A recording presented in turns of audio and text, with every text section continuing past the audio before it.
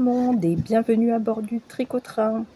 Je vous retrouve aujourd'hui à nouveau sur ma terrasse. Il fait si beau, donc j'ai décidé de m'y installer. Je pense que je ne resterai pas trop longtemps car il fait vraiment très, très chaud, mais le décor vraiment, vaut la peine. J'aime bien, tout ce vert. D'ailleurs aujourd'hui je me suis mise un haut vert. Ça, c'est un top que j'ai tricoté il y a des années, je sais plus quand. Je me souviens où, parce que c'était pendant des vacances qu'on a passées en famille entre la Vendée et l'Auvergne. Donc je vous montre rapidement, hop là, voilà, un petit top à bretelles, tout improvisé, que j'avais fait, alors je dis sans modèle. Je commençais un modèle et très rapidement, au bout de quelques rangs, je me suis dit: «Non, non, je vais faire quelque chose qui me plaît beaucoup mieux». Donc je sais plus quand c'était, mais si vous, regardez sur ma chaîne, il doit y avoir de publier un short, courte vidéo ou même plusieurs shorts où je montre, comment tricoter maille en endroit, maille à l'envers à la méthode, continentale. Ou à l'anglaise, oh je sais plus les noms, le fil dans la main gauche, hein, voilà. Cette méthode-là de tricot, j'ai, 2-3 shorts, sur la chaîne, où on me voit, bah, justement, là, c'est filmé pendant que je tricote ce top-là. Si les shorts sont datés, ben, vous saurez de quand date, le haut. Je sais que ça fait plusieurs années, vous pourrez apprécier que, ben, les tricots faits main, ça dure, bien longtemps. Voilà, donc ben, pour finir, côté mode, et tout, j'ai une coiffure un peu spéciale aujourd'hui. Donc pour celles et ceux qui ne connaissent pas, ce sont des petits choux qu'on appelle des bantou knots ou des nœuds bantous. Voilà, c'est une coiffure que je trouve très pratique quand il fait super chaud. Ça évite d'avoir, heu, l'afro ou la tignasse comme ça sur la tête, voilà, qui vous fait, comme un bonnet naturel. Donc là, avec les petits nœuds bantous, hem et ben, c'est aéré. Donc voilà et c'est fini pour, ma tenue du jour. Donc aujourd'hui, ce que je vous propose de faire, c'est de raccrocher les wagons, hein. Ça va faire, depuis, novembre l'année dernière, que j'avais pas publié de vidéo. J'étais, à la toute fin de cette année 2025 où, j'avais un défi de tricoter un pull pour, chaque membre de ma famille. Heu, alors, d'avoir cessé les vidéos a pu laisser penser que le défi n'était pas relevé, mais en fait, si. J'ai eu fini le dernier pull début décembre pour mon mari. Je l'ai pas là, je peux pas vous le montrer en vrai, mais j'essaierai de mettre, des photos. Donc j'ai eu terminé ce pull-là, début décembre et j'ai même eu, je m'étais dit quand j'aurais fini le défi, je tricoterai pour moi, je me ferai mon pull à moi. Ce que j'ai fait. J'aurais même pu finir même moi mon pull pour Noël, mais j'ai alors que j'avais vachement bien avancé dedans, j'ai dû, tout détricoter pour un problème de mesure.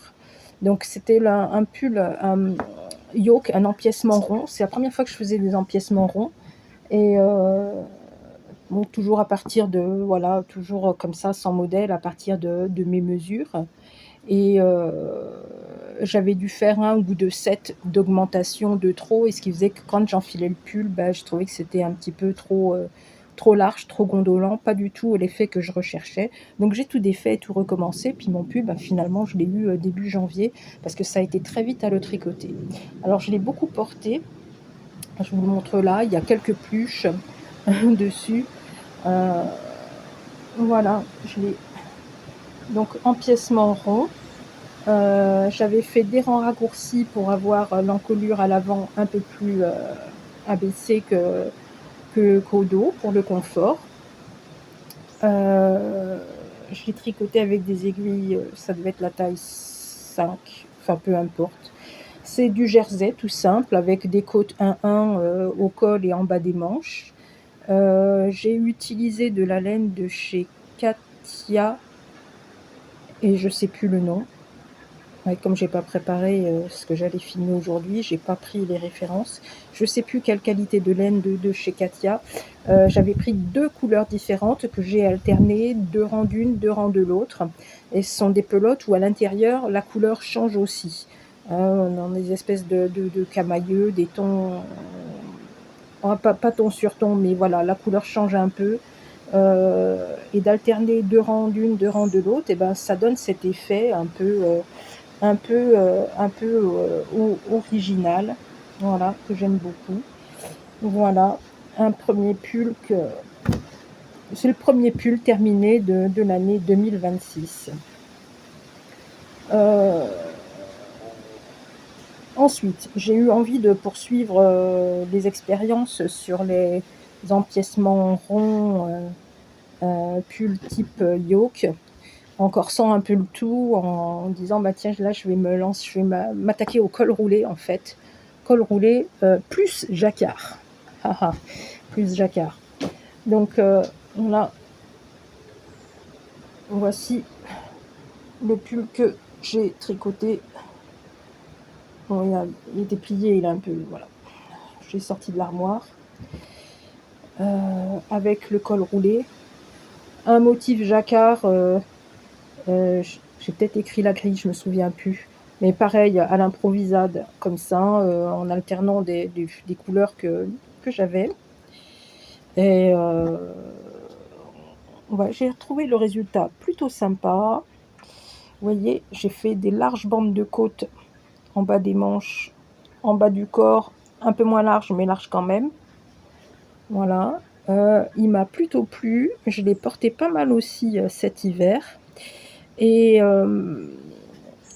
je me suis dit que j'allais donc écrire les explications. Elles sont écrites.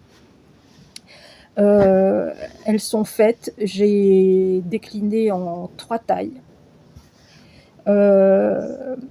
Et en refaisant ce modèle, parce qu'en fait j'ai retricoté le même pull avec une autre laine, je me suis dit je vais quand même améliorer mon jacquard. J'aimerais avoir autre chose comme jacquard. Donc voilà, sur la version de départ, on va dire ça, c'est le crash test, on va dire prototype. J'ai retranscrit des explications que j'ai testées moi-même. J'ai pas eu le courage d'aller demander à des testeuses, comme certains designers font, mais bon, moi je suis amateur, hein. Voilà, et ça a donné ceci. Attends, je réveille mon écran pour voir ce que je vous montre. Voilà, donc dans une autre couleur, toujours hein, les côtes en bas assez larges, et l'empiècement rond avec un jacquard hein, qui dessine comme une forme de corolle. D'ailleurs, je pense que je vais l'appeler corolle, le pull. Voilà, je dévoile. Et le fameux col roulé. Alors la différence entre celui-ci et l'autre, ben effectivement, donc le jacquard. Là vraiment, j'ai pensé, j'ai redessiné un peu plus consciemment. C'était un peu, voilà, j'ai pas tricoté comme ça en prenant les couleurs comme elles me venaient, hein. J'ai un petit peu plus conceptualisé ce dessin de corolle. Sur l'encolure, le col roulé, je l'ai fait un chouïa plus large que l'autre pull. Je crois que ça se joue vraiment à 4 mailles hein, au total pour rajouter de l'aisance. Il y a des rangs raccourcis hein, aussi entre le dos et le devant, donc ce qui fait que le pull est vraiment très très très confortable. Il fait presque 30 degrés. Est-ce que je l'enfile? C'est de la folie là.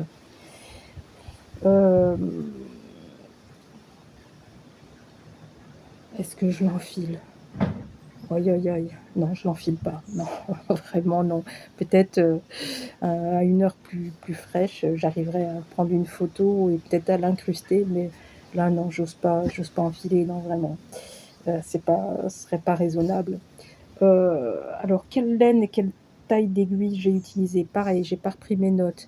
Les laines, elles sont différentes. Sur celui-ci de départ, j'avais des restes de pelote, la qualité, Shetland de chez Grundle. Il y a beaucoup d'acrylique dedans, mais bon, du coup, elle est douce, gonflante et cetera. J'avais déjà fait un pull pour, ma fille Ève avec cette qualité de laine. Ève, elle avait des rayures gris et noires dans son pull et puis quand j'avais acheté cette laine, j'avais bien aimé le vert. J'avais acheté donc, un lot de 5 pelotes vertes et ben voilà, une partie est partie de ces pelotes, a été utilisée dans ce pull. Donc, la qualité Shetland, de la marque Grundle, je sais pas. Et là, c'est pas Shetland Grundle, mais j'ai retrouvé une qualité de laine qui, dans les propriétés, les échantillons, les détails, était compatible avec le modèle que j'avais écrit. Et ça, c'est de chez Fildar. Et pareil, j'ai pas pris mes notes. Du coup, je me souviens plus de la qualité, mais soit je l'incruste à l'écran ou je le note en barre dans les commentaires de la vidéo. Donc, qu'est-ce qu'il a d'autre comme spécificité, ce pull-là? Outre qu'il se tricote vite, comme c'est épais avec des grosses aiguilles, empiècement rond, jusqu'au bas du motif jacquard et sous les aisselles, ça se termine avec comme une fin de raglan. Mais c'est voilà, c'est juste pour le dessous des manches. Et puis le pull, il est près du corps. Ah, c'est pas un pull oversize, hein, c'est un pull qui est près du corps. Et il y a un jeu de diminution et d'augmentation, hein, pour suivre la silhouette. Voilà. Mais quand je mettrai les photos portées pour qu'on se rende compte, hein, de l'aspect que donne le pull, hein. Donc voilà. Donc douillet, chaud, gonflant. Dans le temps, je sais pas combien de temps il durera. Je pense toujours plus qu'un pull du commerce. Ces qualités de laine là que j'ai utilisées, bon, moi je les ai trouvées agréables. Il y en a qui n'aiment pas quand il y a trop d'acrylique, là ça allait. Ça fait rapidement un peu de pluche, pas énormément, ça vous lâche pas plein de poils partout, etc. Mais très rapidement, le pull il va avoir un aspect avec un petit peu des petites pluches, un petit peu poilu comme ça. Moi, ça me dérange pas. Tant que ça lâche pas des poils partout, l'aspect plucheux, esthétiquement, ne me dérange. Ça me dérange absolument pas. Voilà. Donc, la laine, hein, c'est des poils, hein. Donc voilà, si on veut pas de pluche, bon, ça, il y en a toujours un petit peu. Alors, qu'est-ce que j'ai fait d'autre? Ça, c'était les pulls pour l'hiver, des pulls d'hiver. Dont deux, ah oui, j'ai écrit les explications et ça fait longtemps en plus, hein, qu'elles sont écrites et je suis un peu bloquée. Faut que je termine d'écrire la grille du jacquard, du motif corolle. Je l'ai dans une taille, celle que j'ai faite pour moi. Je l'ai pas écrite encore, mais quasiment adaptée pour la taille inférieure. Et j'ai pas encore l'adaptation de ce jacquard pour la taille qui est au-dessus. Et c'est ça qui me freine un peu pour ensuite pouvoir le proposer. Donc ça, c'était les pulls. Tout ça réalisé très tôt dans l'année en fait. Et puis après, je me suis vite mise à tricoter des chaussettes. Donc des chaussettes, j'en ai tricoté 6 paires. Chacune de mes filles a sa paire de chaussettes. J'en ai fait une aussi pour ma maman et une pour non, 2 pour moi. Les 2 autres, elles sont pour moi. J'avais toujours dit chaussettes, je ferai jamais de chaussettes, et en fait, j'ai fait des chaussettes et ça m'a bien plu. Je peux pas vous montrer, sauf à incruster des photos que j'aurai encore, celles de mes filles. Ceux qui suivent sur Instagram ou qui regardent sur la page Facebook MJ Esther, il y a probablement des photos que j'ai, oui, oui, très certainement des photos que j'ai postées de ces paires de chaussettes. Celle que j'ai là, vers moi encore et que je peux vous montrer, c'est celle de ma maman parce que je lui ai pas encore donné. Voilà, qui ressemble à ça, des chaussettes aux 1000 rayures, 1000 raies chaussettes.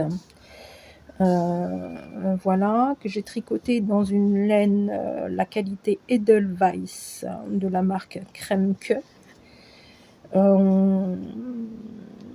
Avec des aiguilles très fines. Alors celle-ci pour ma maman, j'ai tricoté en 2,5 et très clairement 2,5 c'est trop gros comme aiguille pour ces chaussettes-là. Celle que j'ai faite pour mes filles, j'avais tricoté en 2,25. Alors je savais que 2,5 c'était trop large parce que j'avais fait des échantillons. Pourquoi celles de maman elles sont en 2,5? Parce que je tricotais avec des aiguilles à double pointe, des belles aiguilles double pointe de la gamme Symphonie Knit Pro. Et un jour j'ai perdu une aiguille du set de 5 aiguilles de 25. Je l'ai laissée dans le train. Je me vois, elle était posée sur la tablette et quand j'arrivais à ma station, j'ai replié la tablette et l'aiguille est restée dedans. J'ai fait un signalement objet perdu trouvé. Naturellement, on n'a jamais retrouvé mon aiguille. Donc avec 4 aiguilles double pointe de 2,5, de 25, on peut encore tricoter en rond avec des doubles pointes, c'est un peu moins confort, mais ça le fait.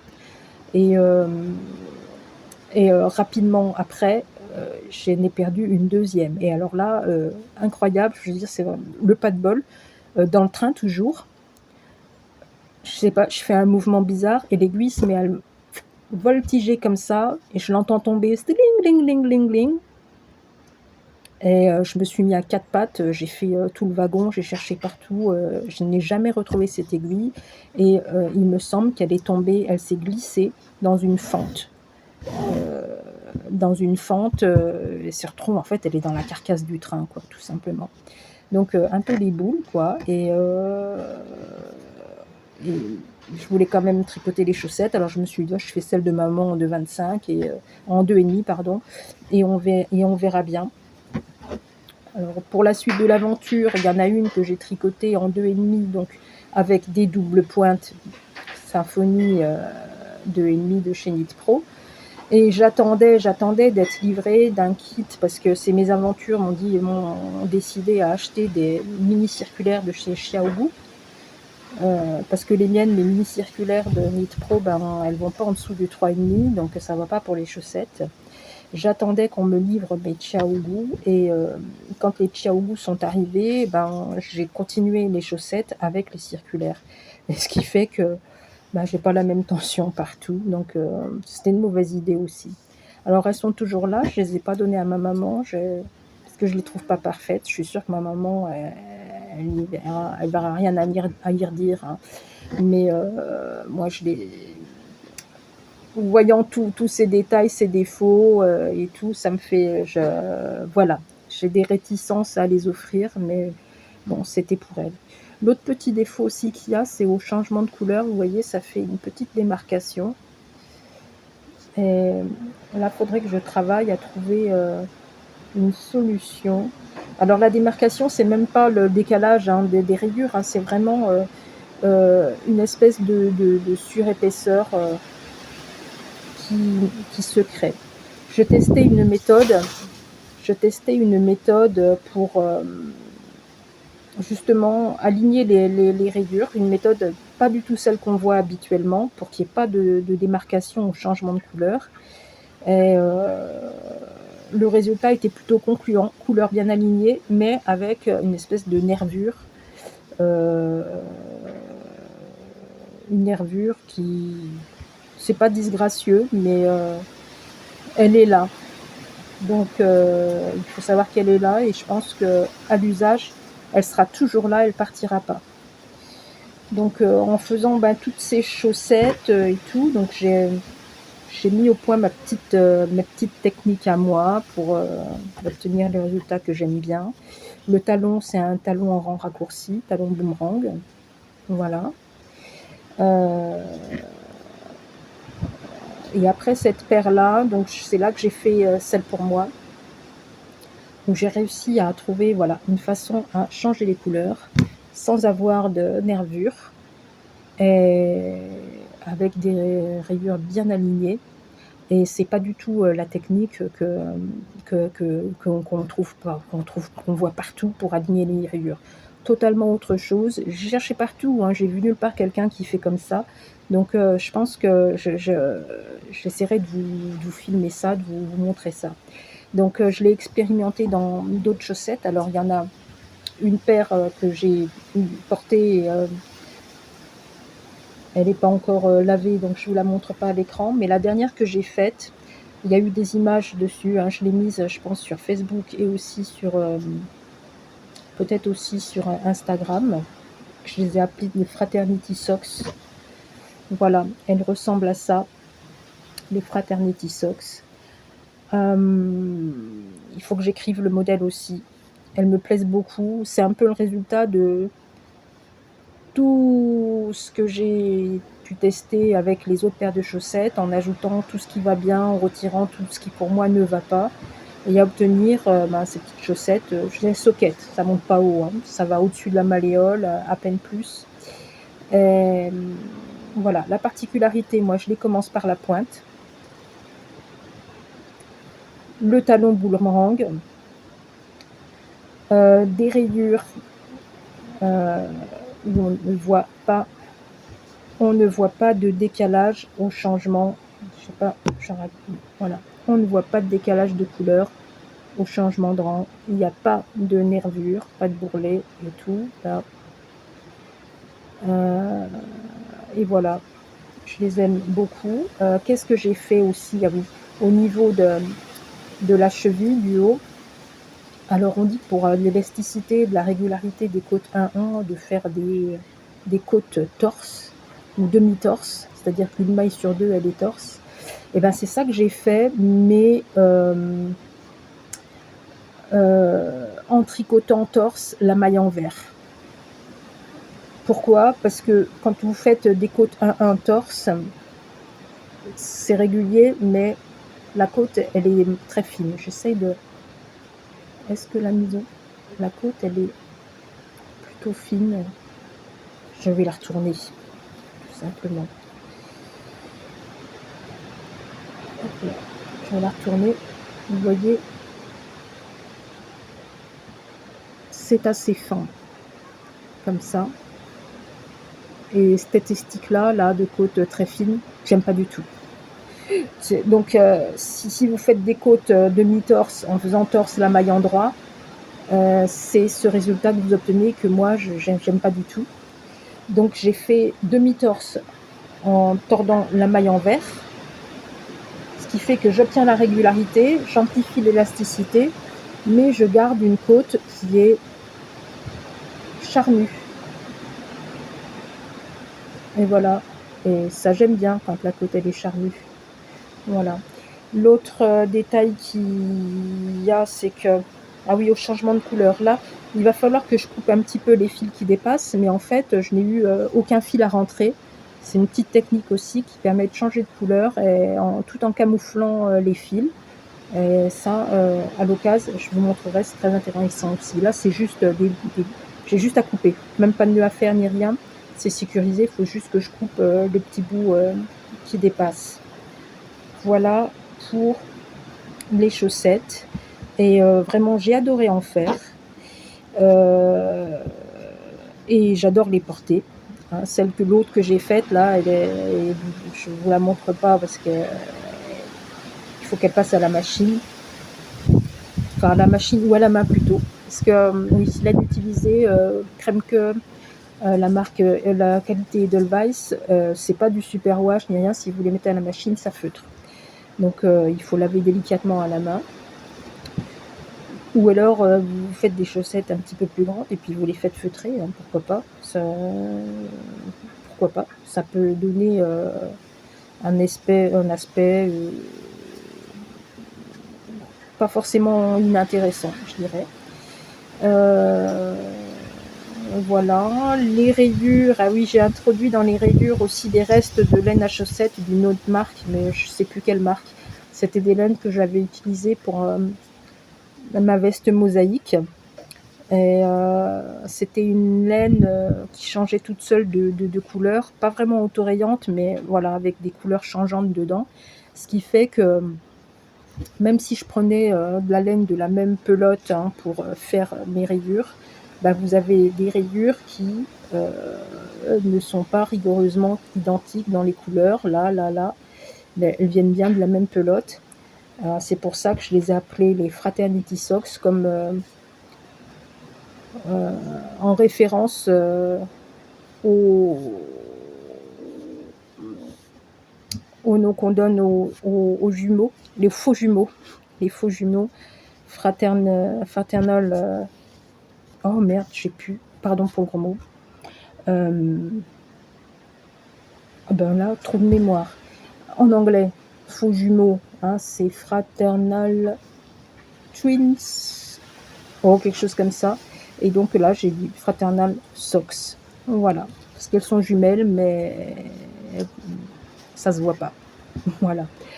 Ouais, j'ai tout dit pour les chaussettes. Qu'est-ce que j'ai fait d'autre depuis j'ai fait du crochet. Je me suis crocheté un petit étui pour porter mes cartes. J'ai récupéré le zip de mon ancien porte-carte qui était en cuir mais complètement déchiqueté, foutu. Voilà. Il y a plusieurs compartiments à l'intérieur. Je vous dévoile pas les secrets de fabrication, ça a l'air simple, mais il y a une petite astuce. Voilà. C'est tricoté dans la laine, c'est du coton. Non, pas tricoté, crocheté. C'est du coton. La marque Grundle aussi. J'en rachèterai plus. Là, pour le coup, il vieillit vite. Là, il se patine, je suis quand même déçue là, pour du coton que ça prenne cet aspect-là au bout de très peu de temps. Et je voulais faire une chaussette à mon téléphone portable que j'ai commencé, je suis arrivée au bout de la pelote, je ne l'ai pas fini. Vous voyez la différence? On n'a rien de temps, hein. On n'a rien de temps, attendez voir. On n'a rien de temps, je sais pas si, non, à l'écran, ça s'en rend moins compte. Le petit porte-monnaie, il est devenu beaucoup plus clair. Et puis, il est vraiment, c'est comme si on l'avait gratté. Là, effectivement, là, sur un pull, je vous disais, les pluches, ça ne me dérange pas. Mais au tout départ, il y avait un aspect coton un peu mercerisé, tout, etc. Puis en fait, là, pouf, ça pas du tout. C'est plus. Voilà. Là, ça se voit pas à l'écran. Là, c'est tout neuf, pas utilisé, pas fini, parce que j'ai plus de fil. Il est presque un peu brillant. Et là, c'est devenu tout patiné. Donc l'objet, il est très pratique. Hein, je l'aime beaucoup. J'adore la couleur. Mais je rachèterai plus de ce coton de chez Grundle. Voilà. Et actuellement, qu'est-ce que je fais actuellement? Bien, je tricote. Je suis sur un projet de pull léger que je tricote en taille 3. Une vieille laine de chez Bergère de France. Est-ce que j'ai une bague dans mon sac à projet? Non, j'ai pas de bague dedans. Je crois que c'est Bergeronnette, ça se vend plus. Vous pouvez trouver des références, des indications peut-être sur Ravelry. Sur la bague de la pelote, il n'y a même pas d'indication de la taille de l'échantillon. Moi, j'ai pu retrouver ça sur Ravelry pour avoir une idée de départ de l'échantillon de cette laine quand on la tricote.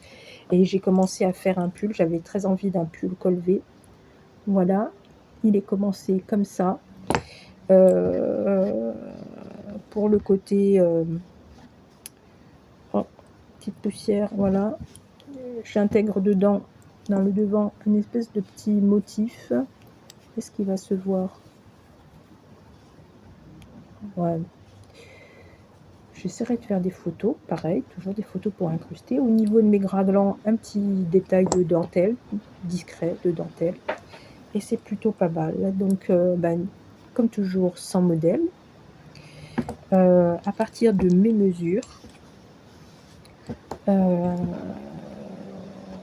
j'ai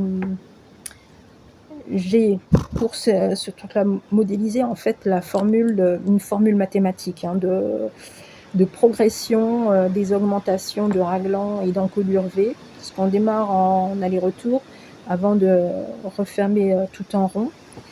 Et ce modèle mathématique, je l'ai intégré dans un tableur, en fait. J'ai un tableur automatisé, le même type de tableur que j'utilise pour, calculer, l'emplacement et le nombre des rangs raccourcis. Ouais, j'aime beaucoup m'aider de ce type de concevoir et m'aider de ce type d'outil. Ça facilite, vraiment, beaucoup le travail. Donc là, ça avance bien, ce petit haut, doucement mais sûrement. Comme c'est entre voilà, un genre de prototype, hein, ça avance lentement parce que parfois je teste quelque chose, ça me plaît pas, donc je détricote et je retricote et je détricote et je retricote, voilà, pour le rendu qui me plaise, le mieux. Et voilà, et je crois que j'ai, raccroché tous les wagons tous les wagons qui étaient manqués là depuis le mois de novembre l'année dernière. Ça fait pas mal. Voilà. On arrive au terme de cette petite vidéo. Que vous dire de plus? Ah oui, petite anecdote. Pendant que je suis en train de faire ça, je prends des notes aussi pour pouvoir, rédiger des explications de modèles. Et ce matin, je sortais mon petit cahier parce que mon petit motif là, il me plaît bien, donc ça y est, je vais le réécrire, le retranscrire, très important parce que souvent on oublie et après on a beaucoup de mal, même en regardant, parfois c'est pas toujours évident de retranscrire, longtemps après. Donc c'est bien de noter au fur et à mesure. Et en ouvrant mon petit cahier, je suis tombée sur une grille, d'un motif. Je le regarde et je me souviens presque pas l'avoir dessiné. Mais bon, en voyant le style, je dis: «Ouais, non, c'est vraiment moi qui l'ai fait» et je sais pas du tout à quoi ça correspond. Alors souvent, c'est dans l'autre sens, on oublie de noter, puis on se dit: «Ah bah mince, ah bah c'est fichu, c'est foutu» et puis on classe, on range, on se dit: «Tant pis, la prochaine fois, je me ferai pas avoir». Là, pour le coup, j'ai dessiné un motif et je sais pas, je sais pas pourquoi. J'ai fouillé dans ma mémoire, dans mes étagères, à la recherche d'un ouvrage tricoté, où il y aurait ce petit motif, cette espèce de dentelle et je l'ai pas retrouvé. Donc là, c'est pas souvent, mais bon, voilà, je peux me vanter d'avoir, pris des notes et de plus savoir pourquoi. Voilà, c'était le petit mot de la fin, l'anecdote de la fin. Ah oui, vous avez dû voir le le parasol qui s'est écroulé avec le vent. Je me suis pas interrompue, je me suis dit: «S'il fait pas de bruit, je continue» et j'avais pas vu qu'il entrait dans le cadre de la vidéo. Bon, allez, on arrête de blabla pour aujourd'hui. Portez-vous tous, très bien et je vous dis salut, salut, salut!